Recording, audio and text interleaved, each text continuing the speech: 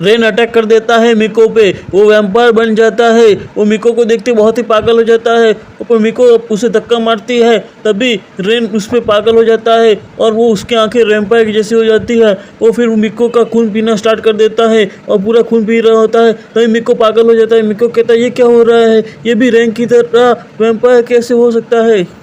तब मिको कहता है कि खड़े हो जा, तो रेन कहता है अरे नहीं ये क्या हो गया। मिको कहता है कि तू सच में पागल हो गया क्या, क्या हो गया तुझे। वो कहता है नहीं मुझसे गलती हो गई, मुझसे गलती हो गई, मैंने अपने दोस्त पे अटैक कर दिया।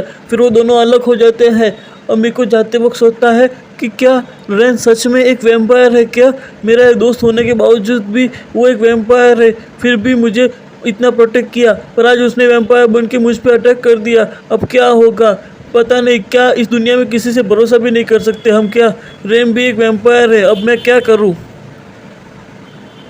फिर रेन भी बहुत गुस्सा हो जाता है और कहता है कि आखिरकार मैं एक दरिंदा ही हूँ, मैं उसे प्रोटेक्ट नहीं कर पाया। फिर मिको कहती है कि अब क्या होगा। मिको ऐसे करके घर पे जाती है तो वहाँ पे रुका उससे पूछता है कि तुम्हारी डेट कैसी रही। तब मिको बहुत ही ज़्यादा सैड होता है और वो पूछता है रुका कि बताओ लड़की से क्या क्या किया, बताओ ना, ओए में गया था क्या, बता।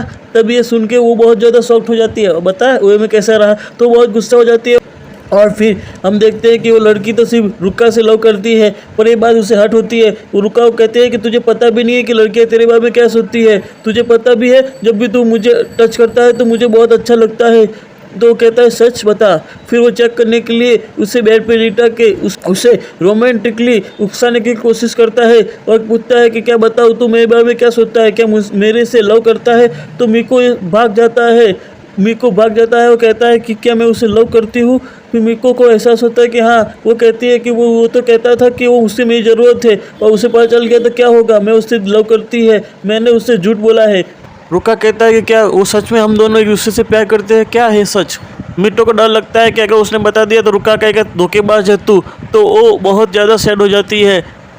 फिर मिको को परेशान करने के लिए वहाँ पे गुंडे आ जाते हैं और मिको को बहुत ज़्यादा परेशान करते हैं और मिको को परेशान कर रहे होते हैं और मिको डर जाता है। तब भी वहाँ पे उसकी रक्षा करने के लिए कोई और नहीं, रेन आ जाता है और सबको मार गिराता है और रेन वार्निंग देता है कि उसके दोस्त मिट्टो से दूर रहे।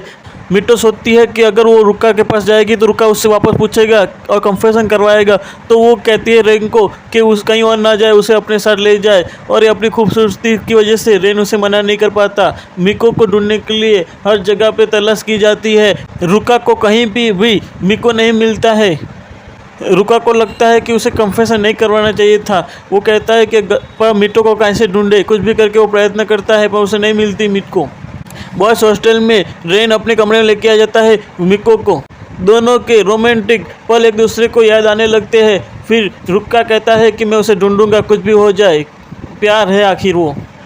फिर मिट्टो वहाँ पे आके पूछता है कि सच बताना कि तुमने मुझे पे अटैक किया था, क्या तुम भी रुक्का की तरह एक वैम्पायर हो, तुम मेरे दोस्त हो इसलिए बताना। फिर वो कहता है कि हाँ वो एक वैम्पायर है और वो ना ही वैम्पायर बन पाया ना ही वो इंसान बन पाया, पर उसकी मॉम उसे प्यार करती थी जो एक वैम्पायर बन गई और उसके पापा वैम्पायर थे। और वो बताता है कि इसी वजह से वो आधा वैम्पायर है। और वो कहता है कि पर मैं क्या करूँ, मुझसे दूर रहो तुम। मिको कहती है ठीक है। फिर मिको कहती है हम दोनों एक ही कमरे में सो सकते हैं, तुम टेंशन मत लो। फिर मिको बहुत ही अच्छे कपड़े पहन लेती है और मिको कहती है तुम मेरी बहुत हिफाजत करते हो जैसे तुम अपनी मॉम को की हिफाजत करते, तुम्हें डर है कि मैं भी कहीं तुम्हारी मॉम की तरह वैम्पायर बन जाऊंगी। रैंक कहता है मेरे पापा मुझे छोड़ के चले गए, मेरी मॉम भी चली गई।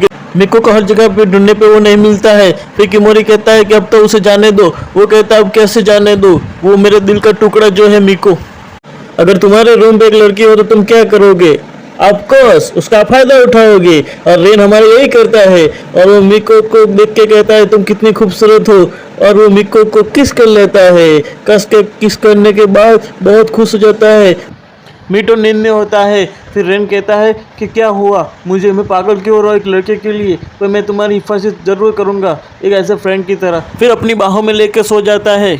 दूसरे दिन हर जगह पे रुका ढूंढता है पर उसे कहीं भी मिको नहीं दिखता। वो हर जगह पे ढूंढ ढूंढ के परेशान हो जाता है। उसे पता चलता है कि अब सिर्फ बॉयज ही रूम है जहाँ पे मिको मिल सकता है। सब पूछते हैं क्या हुआ है, वो बताता है मिको 2 दिन से गुम है और कहीं नहीं मिल रहा और अब मैं उसे ढूंढ रहा हूँ। अब रेन का ही कमरा बाकी है जहाँ पे ढूंढना है और अंदर मिको सो रहा है और वो रेन की बाहों में है। वो उठता है और वहीं पे देखते हैं कि उसने दरवाज़ा तोड़ दिया है और कहता है कि ये क्या है, और ये सब देख के बहुत ज़्यादा शॉक्ड हो जाता है। मिको रेन की बाहों में, ये क्या, एक ही बेड पे, सब देख के शॉक्ड हो जाता है। वो कहता है तूने मेरे मिको के साथ क्या किया है, मैं तेरी जान ले लूँगा। वो कहता है काय का तेरा मिट्टू, मिट्टू तो किसी का नहीं है, पूछ ले उससे। मिको कहता है कि वो अपने आप आया था।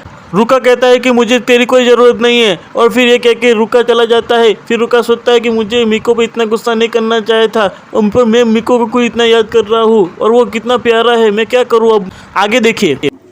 Thank you for watching Any Meetup. For more update, to subscribe to my channel, like and comment.